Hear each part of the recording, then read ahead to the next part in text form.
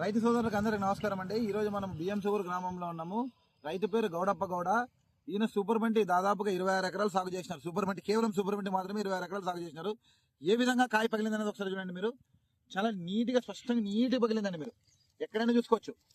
అధిక వర్షాల వల్ల కూడా పత్తి కూడా ఎక్కడెక్కడ రాలిపోలేదండి మీకు. ఎందుకంటే కూడా చాలా నీట్గానే పైన ఉందన్నమాట. ఇడిపడానికి కూడా చాలా ఈజీగా ఉంటుంది. కొన్ని వెరైటీలు అయితే కిందకు పడిపోయి చాలా ఇబ్బంది పడుతున్నారు రైతులు. కానీ మన దాంట్లో కిందకు పడిపోలేదండి. పత్తి మొత్తం అట్లే ఉంది. మీకు ఇంకొక 2 రోజులు లేట్ అయినా కూడా మీకు పత్తి ఇట్లే ఉంటుందండి.